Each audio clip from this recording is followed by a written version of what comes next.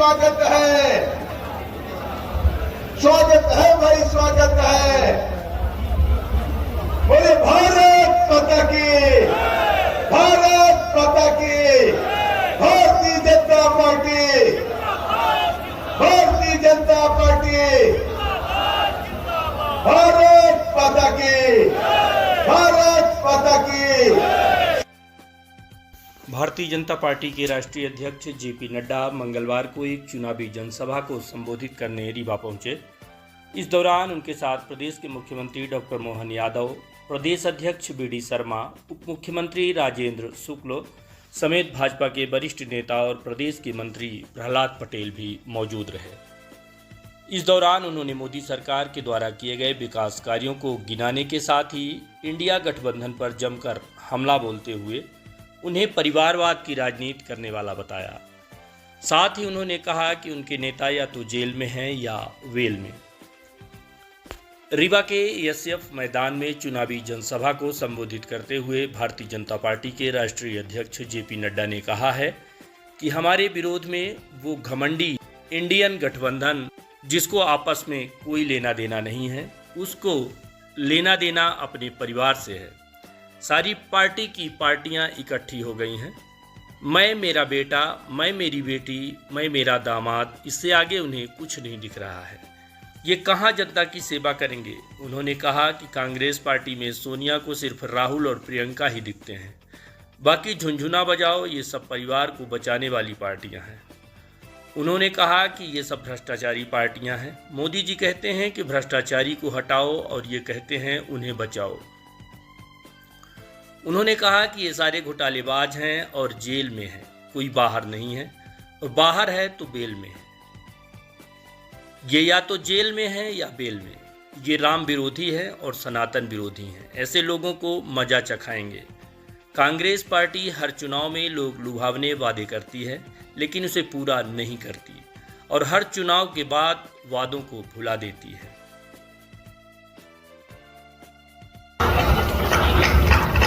बोलिए भारत माता की, भारत माता की, भारत माता की। आज के इस चुनावी सभा में मंच पर उपस्थित हमारे मध्य प्रदेश के यशस्वी मुख्यमंत्री, हमारे वरिष्ठ नेता डॉक्टर मोहन यादव जी, हमारे प्रदेश के अध्यक्ष, जुझारू अध्यक्ष श्री विष्णुदत्त शर्मा जी, हमारे उप मुख्यमंत्री राजेंद्र शुक्ला जी, हमारे बहुत ही वरिष्ठ नेता और मध्य प्रदेश सरकार में मंत्री प्रहलाद पटेल जी, हम सबके बहुत ही लोकप्रिय प्रत्याशी और संसद में मेरे वरिष्ठ साथी श्री जनार्दन मिश्र जी, श्री रणवीर सिंह रावत जी, प्रदेश के महामंत्री शशांक श्रीवास्तव जी, जिला के प्रभारी, हमारे जिला के अध्यक्ष अजय सिंह जी, राजेंद्र मिश्र जी, जिला के अध्यक्ष मऊगंज के, मंच पर विराजमान सम्मानित मंच देवी और सज्जनों और मेरे युवा साथी और मीडिया के मेरे साथी, प्रिंट मीडिया और इलेक्ट्रॉनिक मीडिया के साथ।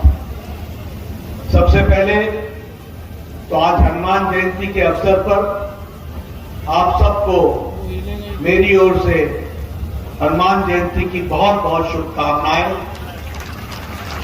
और ओम हनुमंते नमः के शब्दों से मैं अपनी बात प्रारंभ करता हूं। आया हूं तो रानी तालाब की मां कालिका को भी मैं नमन करता हूं और रीवा के ऐतिहासिक धरती से मां विंध्यवासिनी जी को भी मैं नमन करता हूं और उनका आशीर्वाद लेकर के अपनी बात को प्रारंभ करता हूं। मैं आप लोगों की हिम्मत की भी दाद देता हूं कि आप सब लोग लगभग 12 बजे से इस गर्मी में डटे हुए हैं और आप सब लोगों ने इस कार्यक्रम में आने की शिरकत की। इसके लिए जहां आपका मैं धन्यवाद करता हूं, वहां आपके डटे रहने की भी मैं बहुत बहुत आपको साधुवाद देता हूं। मित्रों, चुनाव की बेला है। आपने देखा होगा कि चुनाव में आप सब लोग अपना मन बनाते हैं कि आपका मत किसको देना है, लेकिन मैं जब यहां पर आया तो जो मैंने उत्साह देखा, उमंग देखा, आप लोगों में चुनाव के प्रति जो मैं प्रतिबद्धता देख रहा हूं और आपकी जो तालियों की गड़गड़ाहट मैं सुन रहा हूं, वह मुझे आश्वस्त कर रही है कि आपने जनार्दन मिश्रा जी को फिर से लोकसभा में भेजने का मन बना लिया।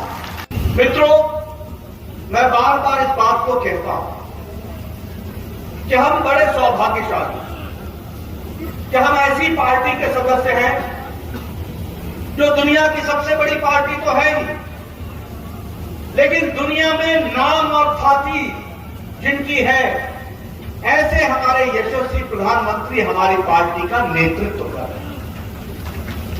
और जब मैं ये कहता हूं तो आपको ये बताना चाहता हूं कि उनके नेतृत्व में 10 साल में भारत की राजनीति का चाल, चरित्र, परिभाषा, संस्कृति, काम करने का तरीका सब बदल गया, सब बदल गया। 10 साल पहले क्या राजनीति हुई, कौन अगड़ा है, कौन पिछड़ा है, किस इलाके का है, कौन जाति का है, कौन अपना है, कौन पराया है, कौन नदी के उस पार का है, कौन नदी के इस पार का है, कौन पहाड़ का है और कौन मैदान का है। ऐसे भेदों पर हम चुनाव को ले जाते थे। हमारा चुनाव होता था वोट बैंक की राजनीति, हमारा चुनाव होता था किस समुदाय को हमने आगे बढ़ाना है, इस पर हम चुनाव करते थे। लेकिन 10 साल का अंतर यह आया कि आज चुनाव मोदी जी के नेतृत्व में विकासवाद का चुनाव हो गया, विकासवाद का चुनाव, और विकास के नाम पर ही चुनाव होने लगा। अभी हमारे जनार्दन मिश्रा जी बोल रहे थे, बाद में मोहन यादव जी ने बोला, सबने क्या किया, अपना रिपोर्ट कार्ड रखा। आपने कांग्रेस के जमाने में किसी नेता को रिपोर्ट कार्ड रखते हुए देखा है क्या? जरा जोर से बोलो भैया, देखा है क्या? कभी देखा? कभी आपने देखा कि कांग्रेस पार्टी ने कोई वायदा किया, उसको पूरा किया उन्होंने? हर चुनाव में लोग लुभावने, वायदे करने और हर चुनाव के बाद वायदों को भुला देना, ये कांग्रेस की रीति नहीं थी। मुझे याद है, मैं मोहन जी आपको बताना चाहूंगा, बचपन में मेरे यहां जब चुनाव होता था तो कांग्रेसी नेता आते थे और कहते थे ये गांव के लिए यहां से सड़क निकलेगी, यहां से सड़क निकलेगी। और जैसे चुनाव नजदीक आता था वो चूना डालते थे, चूना लगवाते थे, ये हम डिमार्केशन कर रहे हैं, यहां से सड़क निकलेगी। सारा गांव खुश हो जाता था, वाह वाह, मंत्री जी ने बोल दिया, नेताजी ने बोल दिया। चुनाव समाप्त होता था, बारिश आती थी, चूना को चूना लग जाता था, हमें 5 साल का चूना लग जाता था, कोई नहीं पूछता। मोहन जी, हमारे यहां हमारा नेता आता था, कहता था पानी आ जाएगा, और चुनाव के पहले इरिगेशन और पब्लिक हेल्थ डिपार्टमेंट के लोग पाइपें ला करके गांव के आगे फेंकवा दें और सारे गांव खुश हो जाता था, बस पाइप आ गया, पाइप आ गया। वोट लेते थे, वोट बटोरते थे, चुनाव समाप्त होता था, रात को ट्रक आता था, फिर से पाइपें चढ़ाता था और वापस ले जाता था। 5 साल हमको सूखा मिलता था। ये रिपोर्ट कार्ड की राजनीति है कि मोदी जी के नेतृत्व में गांव, गरीब, वंचित, पीड़ित, शोषित, दलित, हमारा युवा, हमारी महिलाएं, इन सबको अगर, हमारे किसान भाई, इन सबको अगर ताकत मिली है तो आज प्रधानमंत्री मोदी जी के नेतृत्व। आप बताइए, आज गांव में पक्की सड़कें पहुंची है कि नहीं पहुंची है? पहुंची है कि नहीं पहुंची? मैं जब आ रहा था तो मैंने सुना यहां से बोला जा रहा था गांव में सड़कों का जाल बिछा दिया, गांव को मजबूत किया। मैं गांव की कहानी आपको सुनाऊं। गांव की कहानी इस प्रकार से है कि जब मैं विधायक बना 1993 में, तो मेरे इलाके में 90% गांव कोई सड़क से नहीं जुड़े थे, पैदल चलने का रास्ता होता था, पगडंडी होती थी। आज मोदी जी के नेतृत्व में 4 लाख से ज्यादा गांव जुड़ गए हैं और 2 लाख से ज्यादा पंचायतें जुड़ गई हैं पक्की सड़क से। इस तरीके का काम है। हमारे समय में 93-94 में कांग्रेस के कार्यकाल में हमें एक पंचायत के विकास के लिए 2 से 3 लाख रुपए मिला करता, 2 से 3 लाख रुपए। आज मोहन यादव जी, आप एक एक पंचायत को 5-5 करोड़ मोदी जी दे रहे हैं कि नहीं दे रहे हैं? बताइए, दे रहे हैं कि नहीं दे रहे? ये गांव का विकास हो रहा है। आवास योजना की भी चर्चा करना चाहूंगा। मैं बार बार इसकी चर्चा करता हूं और बताता हूं अपने साथियों को, यहां बैठे हुए सब लोग लंबे समय से, प्रहलाद पटेल जी ये लंबे समय से सांसद रहे, विधायक रहे। आप पूछिए, हम लोग 1993 में मेरा वीडियो आके मुझे बोला करता था, ब्लॉक डेवलपमेंट ऑफिसर, कि नड्डा साहब आपको इंदिरा आवास योजना में एक पंचायत में 2 घर मिले हैं, बताइए ये 2 घर किसको देने हैं? और मैं बोलता था, वीडियो साहब आप मेरे घर आए, चाय पीजिए और ये इंदिरा आवास योजना आप ले जाइए, आप ही किसी को दे देना, मैं नहीं दे पाऊंगा, क्योंकि एक अनार 100 बीमार मैं कहां देता रहूंगा। आज मोदी जी ने 4 करोड़ घर पक्के मकान बना के दिए, 4 करोड़ प्रधानमंत्री आवास योजना में। और कैसे मकान? ड्राइंग रूम, बेडरूम, साथ में किचन, साथ में टॉयलेट और साथ में गैस का कनेक्शन और साथ में कोर्टयार्ड, ऐसे 4 करोड़ घर बनाए हैं। और जनार्दन मिश्र जी को फिर से भेज दीजिएगा, मोदी जी का संकल्प है अगले 5 साल में 3 करोड़ घर और बनेंगे, 3 करोड़ घर और बनेंगे। प्रधानमंत्री आवास योजना के पक्के मकान के बगैर न रहे। जल जीवन मिशन, 11 करोड़ 30 लाख लोगों को जल जीवन मिशन में पानी पहुंचाया गया है और 52 लाख लोगों को पानी मध्य प्रदेश में पहुंचाया गया है। ये जितने एमएलए बैठे हैं ना और जितने एमपी, कांग्रेस के जमाने में गर्मियों में घूमना मुश्किल होता था।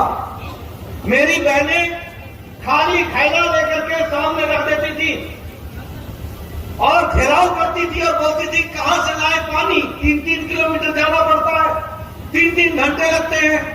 आज मोदी जी ने महिलाओं का सशक्तिकरण किया है और 11 करोड़ 30 लाख लोगों को पूर्ण हर घर जल से जोड़ा है और आपके यहां 52 लाख लोगों को जोड़ा है, 52 लाख नहीं है, 11 करोड़ 78 लाख देश में और आपके यहां 84 लाख किसान हैं जिनको यह मिल रहा है। मैं आयुष्मान भारत की भी बात करना चाहूंगा।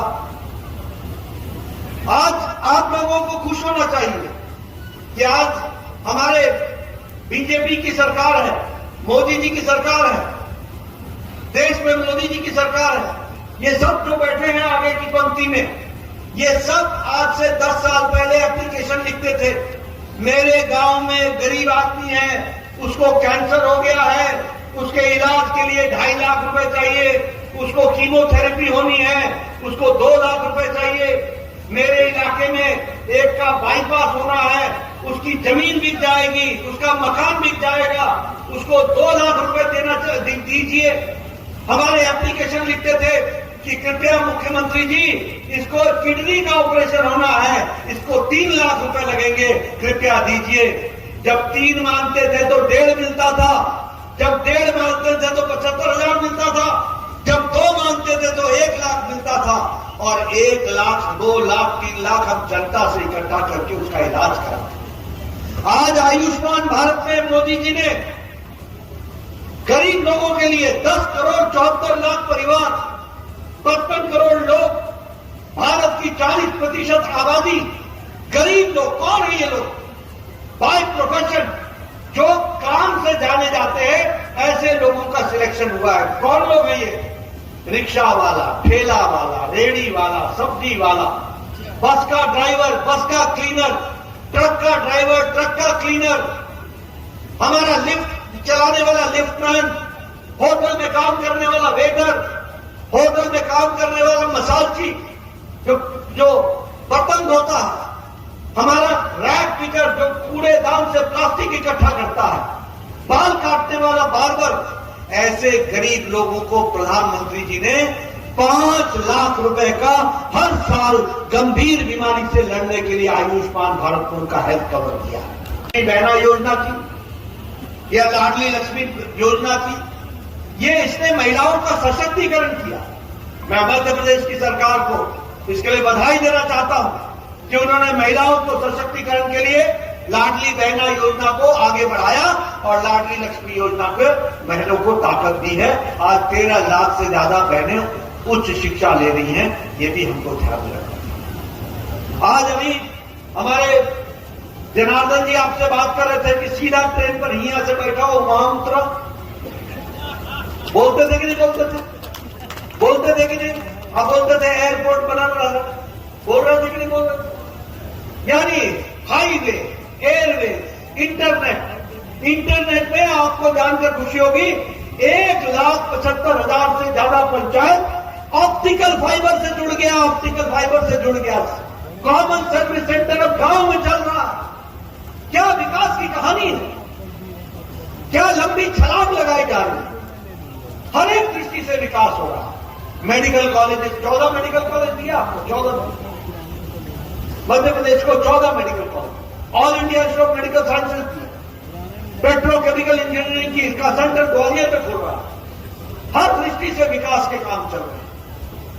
मित्रों, आप बताइए ये विकास की कहानी चलती रहनी चाहिए कि नहीं चलती रहनी चाहिए? गर्मी ज्यादा है, मैं समझ रहा हूं आपको, चलती रहनी चाहिए कि नहीं चलती? आप बताइए मोदी जी के नेतृत्व में स्थिर सरकार चाहिए कि नहीं चाहिए? आप बताइए, जब कोरोना में सब लोग अपने घरों में दुबक गए थे, उस समय बीजेपी का एक एक कार्यकर्ता समाज की सेवा कर रहा था कि नहीं कर रहा था? हमारे जनार्दन भैया सबसे आगे रैली की नाम थे कि नहीं थे? आज इनको सबसे आगे भेजना है कि नहीं भेजना है? कोरोना में इन्होंने काम किया कि नहीं किया? इसलिए जनार्दन भैया को भेजना है तो अपनी उंगली से कमल का बटन दबाना है, तब जाकर के जनार्दन भैया दिल्ली पहुंचेंगे। करेंगे ना? होगा ना? हमारे विरोध में कौन? हमारे विरोध में वो इंडिया अलायंस, घमंडिया अलायंस, वो लोग हैं जिनको आपसे कोई लेना देना नहीं है। उनको लेना देना है तो अपने परिवार से लेना देना है। सारी परिवार की पार्टियां इकट्ठी हो गई हैं। मैं, मेरा बेटा, मैं, मेरी बेटी, मैं, मेरा दामाद, इससे बाहर उनको कुछ नहीं दिख रहा है।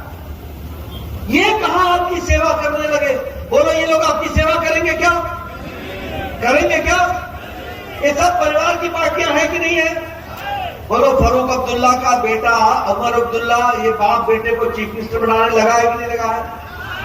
आप बताइए, मुफ्ती मोहम्मद अब इस दुनिया में नहीं रहे, महबूबा को मुख्यमंत्री बनाने में लगे थे कि नहीं लगे थे? आप बताइए, सुखबीर बादल, प्रकाश सिंह बादल का बेटा, ये सब परिवार की पार्टी है कि नहीं है? चौटाला परिवार की पार्टी है कि नहीं है? ये मुलायम के बाद अखिलेश, अखिलेश के बाद डिम्पल, चाचा को भी भूल गए। ये परिवार की पार्टी है कि नहीं है? आप बताइए, लालू, राबड़ी, तेजस्वी, तेज प्रताप, मीसा, अभी नई बहन भी आ गई है, बीमा भारत, ये परिवार की पार्टी है कि नहीं? और ममता को भी, बुआ को भी भतीजा ही पसंद आता, अभिषेक की नहीं।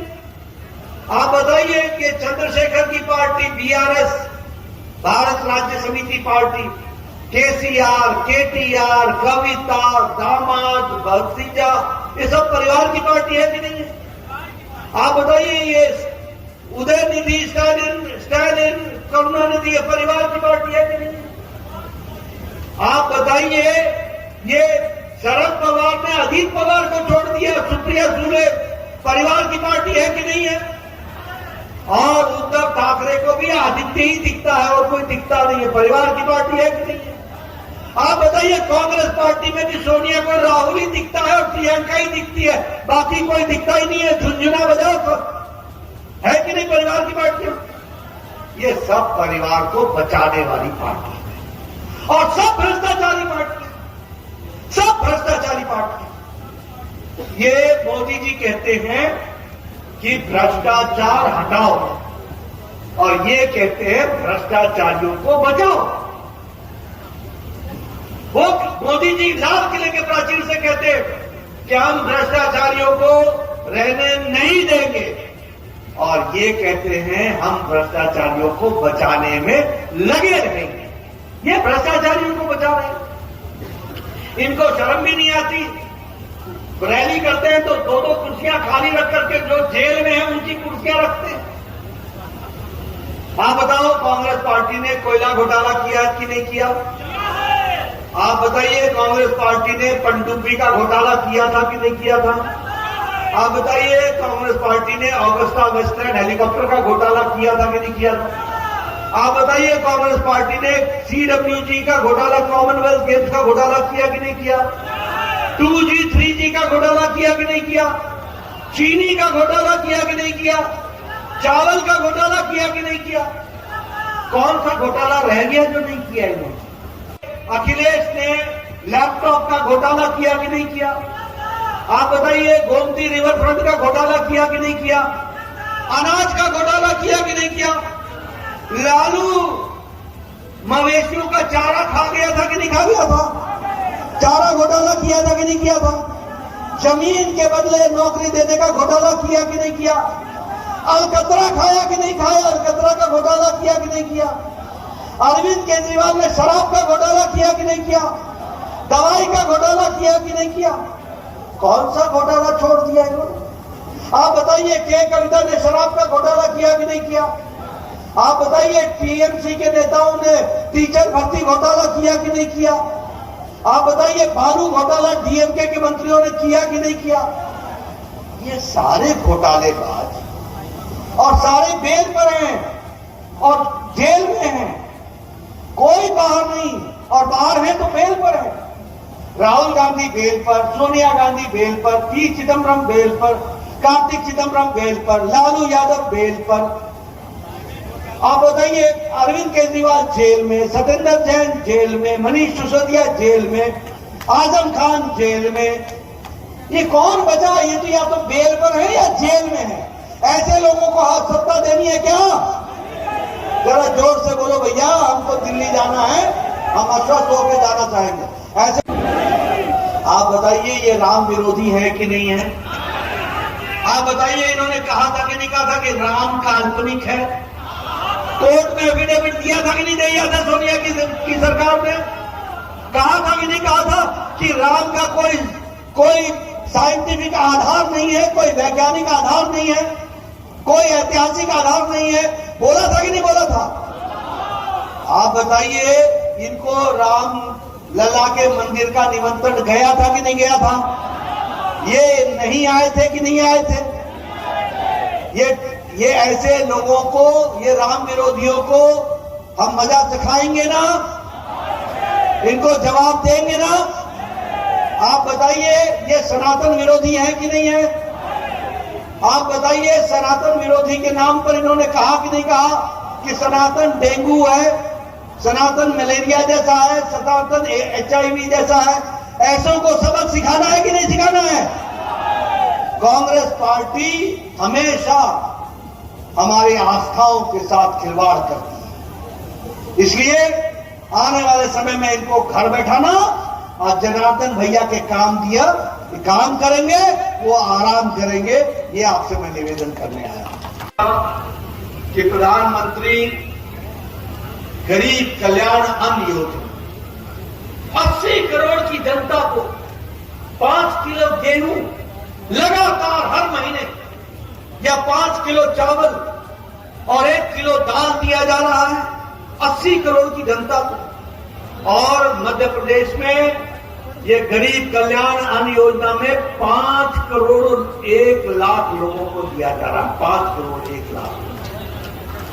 आज गरीबी की रेखा से नीचे रहने वाले लोग मोदी जी के नेतृत्व में 25 करोड़ लोग गरीबी की रेखा से निकल आए हैं और ऊपर हो गए हैं। ये भी हमको याद रखना। ये बदलता भारत है, ये विकसित भारत के संकल्प को आगे बढ़ाने वाला कर लेना। मेरे मित्रों, अभी मोदी जी ने कहा है तीसरी बार वो प्रधानमंत्री बनेंगे। इस देश में 70 साल से ऊपर का कोई भी बुजुर्ग, 70 साल से ऊपर की कोई भी हमारी माता, कोई भी व्यक्ति, और तो और हमारे किन्नर भाइयों की भी किसी ने चिंता नहीं की। प्रधानमंत्री जी ने कहा है कि 70 साल से ऊपर का कोई भी व्यक्ति और किन्नर समाज के भी व्यक्ति को अब फिर से 5 लाख रुपए का हेल्थ कवर दिया जाएगा। 5 लाख रुपए का हेल्थ कवर। ये बदलता भारत, ये बदलता देश, इस तरीके से प्रदेश को आगे बढ़ाया जाए। मैं आपको सिर्फ एक बात मैं कहना चाहता हूं कि भारतीय जनता पार्टी मोदी जी के नेतृत्व में जब तीसरी बार प्रधानमंत्री बन करके सरकार चलाने वाले हैं तो उसमें हमारे रीवा का भी पूरा योगदान होना चाहिए और जनार्दन मिश्रा जी को दिल्ली पहुंचना है, इसलिए आपका आशीर्वाद चाहिए। बोलिए, मिलेगा ना? फिर एक बार, फिर एक बार, फिर एक बार, अब की बार, अब की बार, अब की बार। बहुत बहुत धन्यवाद। रीवा में चुनावी सभा को संबोधित करने भाजपा के राष्ट्रीय अध्यक्ष जेपी नड्डा के साथ पहुंचे प्रदेश के मुख्यमंत्री मोहन यादव ने जनता को संबोधित करते हुए कहा कि हमारी सरकार ने निर्णय लिया है कि जहां जहां मध्य प्रदेश के अंदर भगवान राम और भगवान कृष्ण ने जिन जिन जगहों पर गुजारा है वहां वहां तीर्थ बनाने का काम हमारी सरकार करेगी। उन्होंने कहा कि गौ माता में भी हमारे देवी देवता हैं, इसलिए जगह जगह भटकने वाली गौ माताओं के लिए हमारी सरकार ने निर्णय लिया है कि गौ माताओं के लिए भी एम्बुलेंस की व्यवस्था की जाएगी। हमारे लिए सौभाग्य की बात है, यशस्वी राष्ट्रीय अध्यक्ष जिनके नेतृत्व में जो सम्मान गौरव मिला, अभिनंदन करें, जोरदार ताली बजा के राष्ट्रीय अध्यक्ष माननीय नड्डा जी का। कई कई दायित्वों का निर्वहन कर चुके सफलता के इस क्षेत्र के अंदर मैं आपका स्वागत करता हूं, अभिनंदन करता हूं और 2 कारण से और इस आनंद का हमारा अपना उत्साह बढ़ जाएगा। आपकी ससुराल भी जबलपुर में है, हमारे अपने मध्य प्रदेश के दामाद आप भी हैं। जोरदार तालियां बजाएं माननीय नड्डा जी के लिए। हमारे 2 रिश्ते उनसे हुए हैं, एक तरह से हमारे राष्ट्रीय अध्यक्ष भी है, हमारे प्रदेश के दामाद भी है और आपके नेतृत्व में, आपके कुशल नेतृत्व में और खास करके पिछली सरकारें भी जो बनी, हमारी मध्य प्रदेश की सरकार, छत्तीसगढ़ की सरकार, राजस्थान की सरकार, ये सब आपके माननीय मोदी जी के, माननीय अमित शाह जी के, सबके कुशल नेतृत्व के कारण। आप बताइए जिस प्रकार का आपने अपनी संगठन की रचना बनाई, यही तो कारण है कि कोई अंदाजा लगा 100 सीट आएगी, कोई 110 बता रहा, कोई 120 बता रहा, लेकिन भारतीय जनता पार्टी की प्रचंड बहुमत से 163 से ज्यादा सीट जीत करके प्रदेश में सरकार बनी।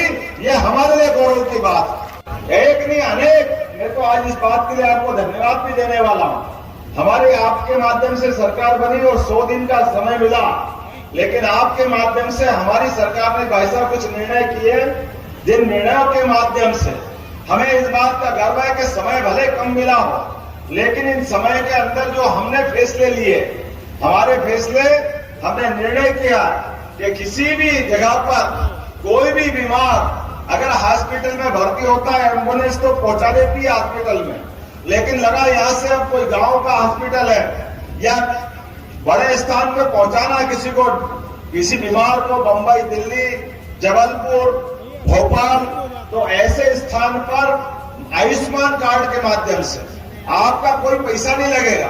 लेकिन एयर एम्बुलेंस के माध्यम से हमारे डॉक्टर और कलेक्टर डिसाइड कर देंगे उसकी जान बचाने की पहली जरूरत है, 1 पैसा उसका नहीं लगेगा और उसके लिए हम एम्बुलेंस की व्यवस्था करने वाले हैं। हमारी सरकार ने तय किया है कि मनुष्य के समान हमारे को गौ माता में भी 33 करोड़ देवी देवता है, तो गायों के लिए, जगह जगह भटकने वाली गाय माताओं के लिए हमारी सरकार ने निर्णय किया। ये आचार संहिता हटने के बाद गौ माताओं के लिए भी एम्बुलेंस की व्यवस्था करेंगे और किसी भी हालत में कहीं पर भी कोई गौ माता सड़क पे भटकती मिल जाए, कहीं कोई टक्कर लग जाए, कोई दुखी दर्दी होगी, तो गौशालाओं में भी उनकी राशि डबल कर दिए। और एक और बात कि न केवल गौशाला, गाय पालने के आधार पर जो व्यक्ति दूध उत्पादन के क्षेत्र में, क्योंकि खेती का रकबा तो बड़ा है, सिंचाई का एरिया भी बड़ा है, लेकिन किसानों की आय बढ़ाने के लिए हम जैसे गेहूं पर, धान पर बोनस देते हैं, उसी प्रकार से दूध उत्पादन पे भी बोनस देने का निर्णय हमारी सरकार ने किया है। इसके माध्यम से सभी की आय बढ़ाने का निर्णय किया है और किए हैं, क्योंकि ये चित्रकूट के नजदीक वाला बेल्ट है। भगवान ने 11 साल अपने मध्य प्रदेश में गुजारे, तो हमारी सरकार ने निर्णय किया है प्रभु राम और भगवान कृष्ण दोनों के लिए जहां जहां उन्होंने लीलाएं की है मध्य प्रदेश के अंदर, जिस जिस जगह पर वहां तीर्थ बनाने का काम हमारी सरकार करेगी। बोला जय जय श्री राम।